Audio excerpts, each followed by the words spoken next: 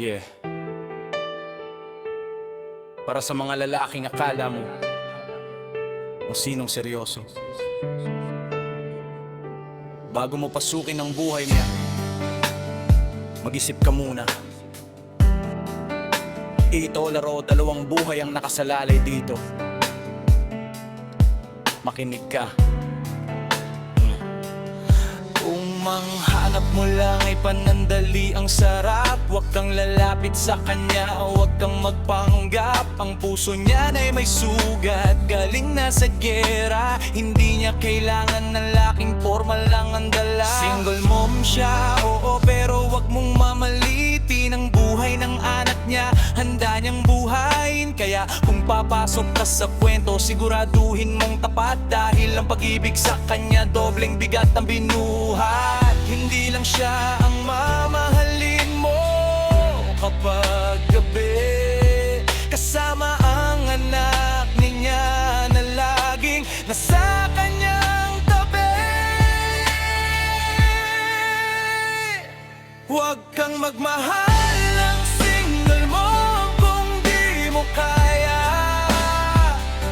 Ipaglaban ang samahan hanggang sa uli at maging lumaya. Hindi to biro, hindi to laro lang ng tadhana. Kung iiwan mo rin siya, huwag mo nang simulan, huminto ka na.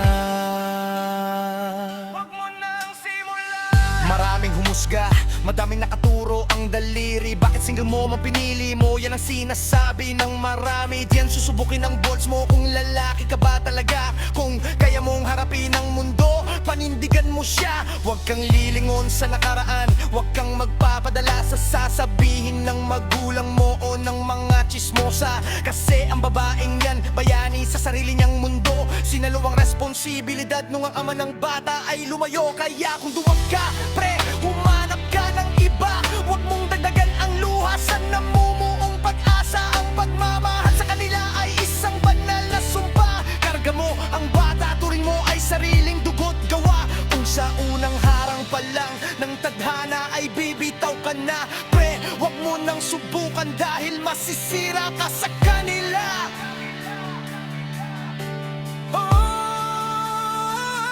Huwag kang magmahal ng single mo kung di mo kaya. Ipaglaban ang samahan hanggang sa huli at maging malaya. Hindi to biro, hindi to laro lang ng tadhana. Kung iiwan mo rin siya, huwag mo nang simulan, huminto ka na.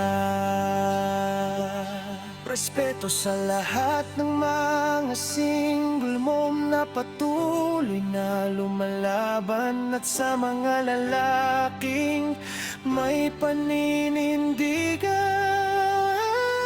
Salute sa inyo kung hindi mo kaya hanggang huli.